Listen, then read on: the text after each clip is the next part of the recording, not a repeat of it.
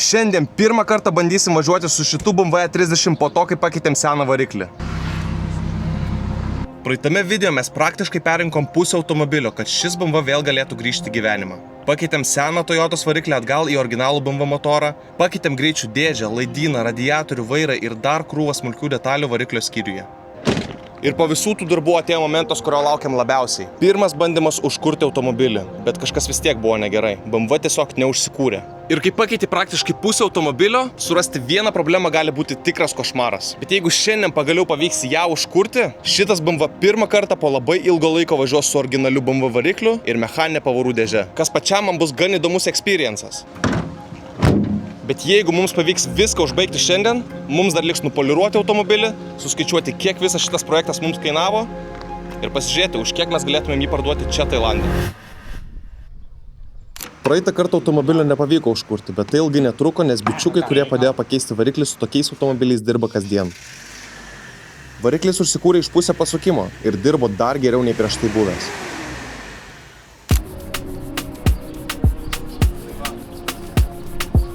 Sugalvojau, kad reikia atnaujinti ir priekinės groteles, nes prieš tai jos buvo nublukusios nuo saulės. Vos tik spėjau jas ištraukti, vienas vaikinukas pasakė, kad jas išplaus ir nudažys pats. Grotelės bus kaip naujos, paruoštos, statysime į automobilį ir jo, sprendėm, kad nebedarysim su chrominiais akcentais, darysim pilnai juodą. Norėjom pradžią daryti su chrominiais akcentais, bet gavos kaip gavos, tai jo, tai darbų kimbam. Kur tu vaikštai? Aš jau vairą spėjau įdėti. Nu ir ką, vairiukas pakeistas, žymiai geriau. Išsivalyti nenorėjai?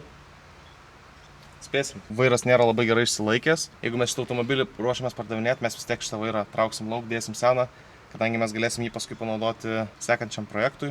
Nu, gal neateinančiam, bet ateičiai turėsim vairą MTEK2, kurį tikrai nupirkom už pigiai. Persiusim vairą, kad jisai būtų kaip naujas ir viskas, ir galėsim jį naudoti. O kol kas, kol turim šitą automobilį, tai važinėsim su šito. Ir aš manau, kad šitas vairas tikrai pagyvina patį automobilį. Aišku, čia dabar dar daug reikia visą vairingą prasieiti. Bet automobilis pabiški ir susideda į tokį, kokį aš įsivaizduoju. Tai jo.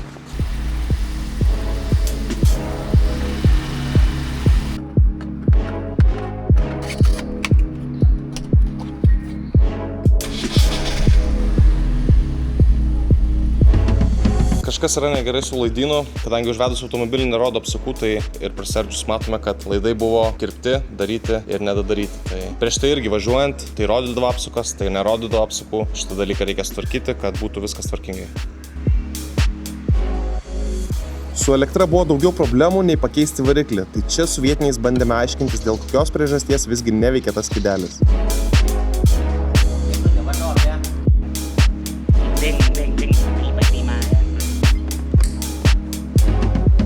Quick stop į degalinę kuro ir važiuojame testuoti automobilio.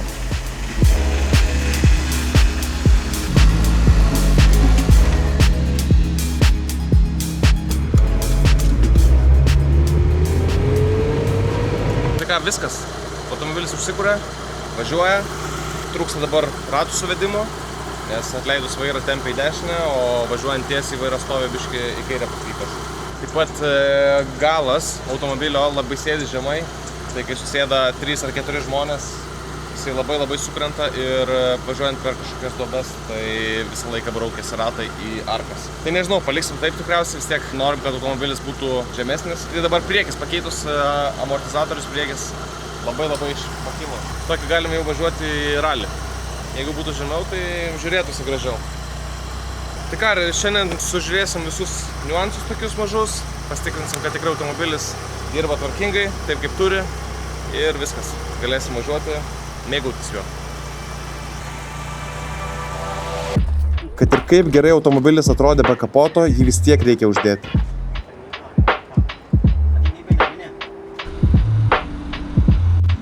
Kol kas viskas kaip ir tvarkingai veikia. Šiandien nebepavyko ratų suvedimą padaryti, tai rytoj nuvažiuosim, padarysim ratų suvedimą, prie jo nuspoliruosim automobilį, parodysim rytoj, kaip jisai atrodys pilnai užbaigtas.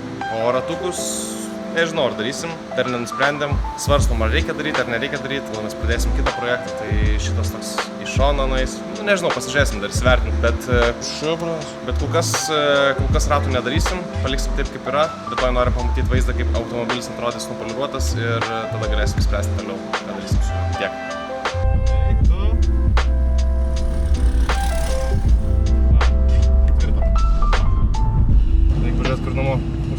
adresą, nes biškai grybaujam. Vairas kaip stovi. O dabar tiesiai važiavam. Tai eik, aš kaifuoju. Tai jau driftint? Nu, dar biškai reikia. Palauk. Viskas gerai, automobilis važiuoja. Atsirado pašalinis garsas, kai sukiai vairą į dešinę kairę, bet prisiminiau, kad tenais buvo iškritus ten, kur yra tiltas, tai dedasi tokia nuo karščio apsauga. Tai jinai tenais kaba tiesiog ir trinasi į vairo... Bet į jį trinas tas metalas ir skleidžia tą tokį keistą garsą. Metalas su metalo toks brūžintus. Tai rytoj šitą pasižiūrėsim ir... O šiaip tai automobilis jo važiuoja tvarkingai. Viskas su juo gerai. Va, rytoj ką pasidarysim? Pasidarysim išmetimą, kuris skambės žymiai garsiau. Einam ilsėtis. Tai ką, važiuojam dabar iki mūsų bičiuko, kuris mums padėjo pakeisti variklį, bet problemos su mašina toliau tęsiasi tiesiog. Visų pirma, tai automobilis pradėjo perkaitinėti, nebepriėmė gazo. Prie tokių karščių tai automobilis tiesiog automatiškai perkaitinė, ypač jeigu tu stovi kamštyje. Tai kol mes iš miesto išvažinėjom, automobilis perkaito ir viskas.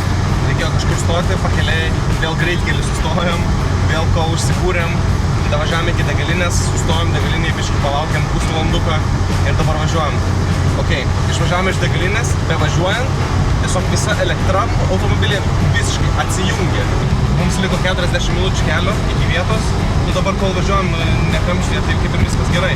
Tikimės, kad važiuosim, nes sakau, važiuojam ir taip pum, visa elektra dingo. Šviesos dingo, skydelis išsijungė, nieks nebeveikia. Svarbu, dar važiuojam. Dabar ant tokio streso važiuojam. Bet ilgai nebevažiavam. Automobilis ir vėl užgeso. Greitkelį, va taip pat. Tragedija tiesiog. Pasikeisim žibintus, kadangi dabar mums pasiskolinę. Pasikeisim dabar į naujus, kuriuos mums sutvarkė. Ne tokius gavom, kokius norėjom, nes norėjom klierų, bet negalėjom padaryti klierų, tai padarė tiesiog aptamsintus, tokius kaip juodus. Manau, vis tiek gražiai žiūrėsis. Dar nusipoliruos automobilis, iš viso bus.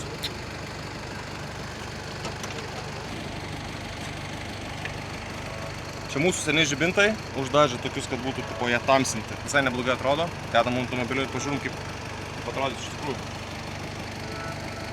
Na va, galim palyginti, kaip atrodo originalūs galiniai žibintai ir padaryti mūsų aptamsinti. Tai galite komentaruose parašyti, kaip jums geriau atrodo, bet aš manau, kad šitie aptamsinti tikrai duoda vaizdo. Aišku, ne taip gerai, kaip tie permatomi, bet jau vis tiek kažkas tokio įdomesnio. Atvažiavome iki kaimo plovyklos nuplauti visas dulkes prieš automobilio poliravimą.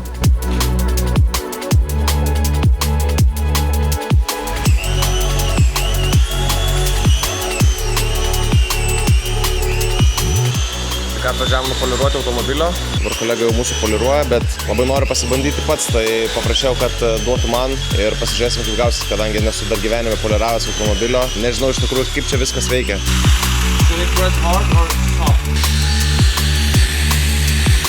Neįsivaizduoju, ką darau, bet vis tiek automobilis nėra naujas. Mes jį paruošėm tokį pardaviminį variantą dabar poliruosim, kad bent kažkokį vaizdą turėtų. Ir jo, su tokiu aparatu šlifuojam.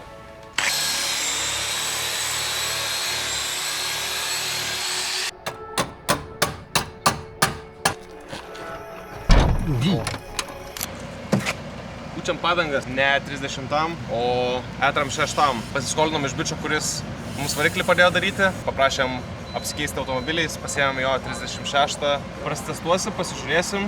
Gal kitas projektas bus tram 6, tai norėčiau kupo arba kabriko, bet juos čia surasti sunku, o sedanas vienas iš variantų bus.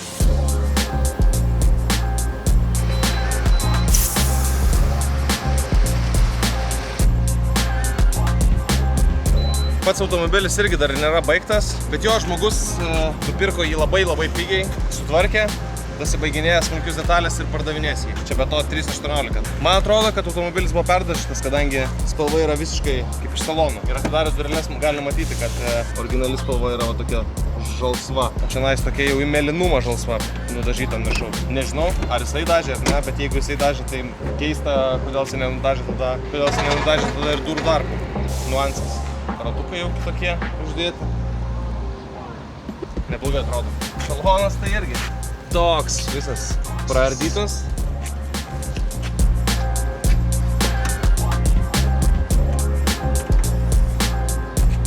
išorės vaizdiškai tas variklis atrodo kitoks, bet iš tikrųjų tai čia ta pati. Važiuosim, patesdravinsim, pasižiūrėsim, kaip automobilis jaučiasi ir nežinau.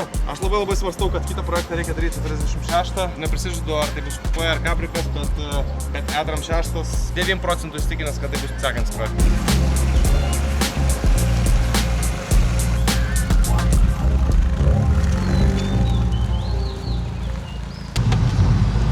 Pasiskolinam automobilį, dar vienas automobilis, kuriam neveikia valytuvai. Kaip jie veikia fainai? Tai būna suveikia ir tada jie pastringa. Burba. Taigi čia langas. Ten langas, kai išlindęs, tai užsidaro. Tai ką, atvykom dabar į dar vieną spotą, Bankokė. Tai šalia miesto yra netoli. Kaip Vilniui Haneris koks nors būtų, tai va čia nais, jie turi degalinę, kurioje ten yra KFC, Starbucksas, 7-Eleven. Žodžiu, viskas, ko reikia ir labai didelė aikštelė. Suvažiuoja tikrai labai daug automobilių. Dabar praseisim, pasižiūrėsim, kokios mašinos stovi, nes dabar yra po 12 jau, o mašinų čia pilna, sausakimša. Kamštis tiesiog. Tai jo, praseisim pro vietinį Hanerį. Let's go.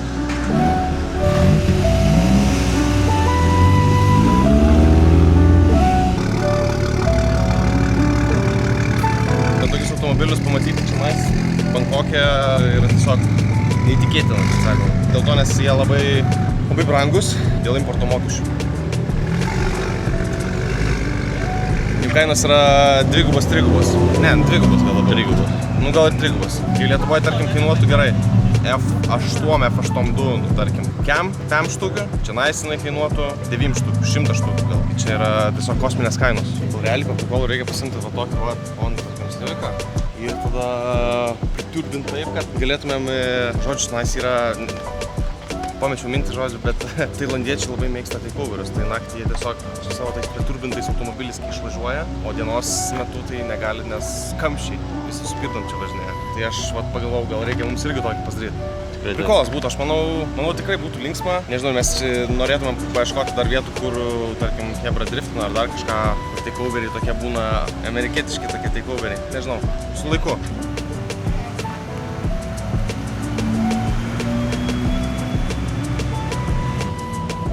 Dar iš karto flashbackai pamačius CLS-ą. Nu, jam širdys vis tiek šitas automobilis. Nesvarbu, kokią jisai mašiną gali turėti, BMW, Audi, whatever, bet CLS-as visada. Čia yra must automobilis.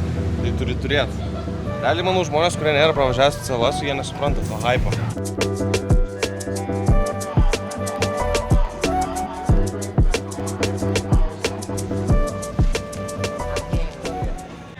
Gal tokia reikia? Kolna tačka.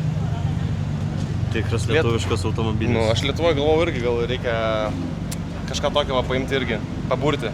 Prisipirko mes E-Tram 6 su puvusiom durim, kur taip galėjai best pirštą ir tiesiog kiaurai praeina. Tai nebuvo galimybės nusipirkti tokio. Ką mes irgi to padarom?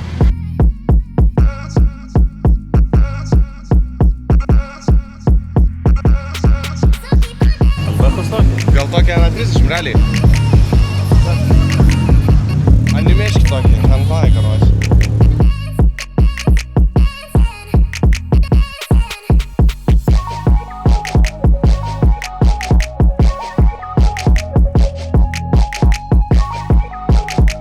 Visiškai naujas žydėras. Viduj, karoči, netgi plionkia apvyniotas durų apmušalai, sėdynės, kad neišpurvint, neištept. Nežinau, gal ką tik iš salono pasiėmė.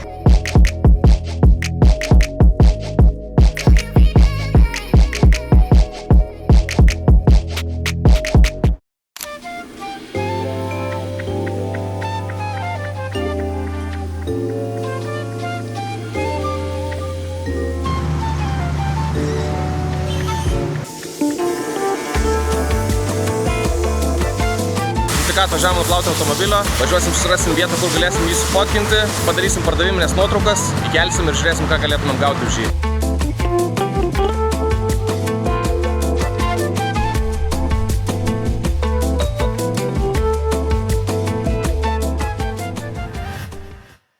Pasidarėm nuotraukas pardavimui, automobilis yra nuplautas, poliruotas, paruoštas. Ir dabar reikia pasidaryti viso automobilio breakdowną, kiek mums šitas projektas kainavo ir už kiek mes jį galėtumėm parduoti. Taip pat automobilį nupirkome už 45 000 batų. Iškart po to automobilis turėjo tikrai nemažai problemų, tai padarėm mini aptarnavimą, už kurį sumokėjome 2000 batų. Tuomet nusprendėme, kad mes norime pasikeisti variklį iš Toyotos į originalų BMW, kadangi prieš tai buvo 1.8 Toyotos variklis. Mes susiradome M40B18 variklį BMW ir nupirkome jį už 20 000 batų. Jisai kartu atėjo su greičių dėže ir visais kitais komponentais variklio skyriuje. Taip pat automobilis reikalavo ir pakabos tvarkymo, priekiniai ir galiniai amortizatoriai buvo išbėgę, priekinius ir galinius amortizatorius nupirkom už 5000 batų, dar reikėjo pasikeisti priekinių amortizatorių atramas, tai už jas sumokėjom 2500. Kadangi motoras buvo prieš tai swapintas, buvo įdėta neoriginali spina, tai pasikeitėme į originalią spyną su originaliu rakteliu ir už tai sumokėjom 2500. Keitėme ir vairo kolonėlės gumas, kadangi jos buvo jau sutrupėjusios ir viskas buvo tenais išbėgę. Tai pasikeitėme ir jas ir už jas sumokėjom 1000 batų. Taip pat dėl buvusio svapo reikėjo keisti ir išmetimą, tai nupirkome originalų išmetimą su sportiniu bokeliu už 8500 batų. Paskutinės modifikacijos, kurias padarėme automobiliui, tai buvo atnaujinamos žibintus, už kuriuos sumokėjome 1500 batų ir pasikeitėme vairą, už kurį sumokėjome 4500 batų. Tai pilna suma už atliktus darbus ir dalis gavosi 92 500 batų.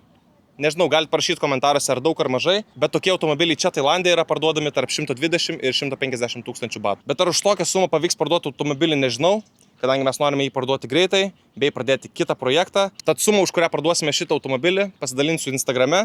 Ir šiam kartu tiek, paspauskite like, pasubscribykite ir pasimatysime kitame. Peace.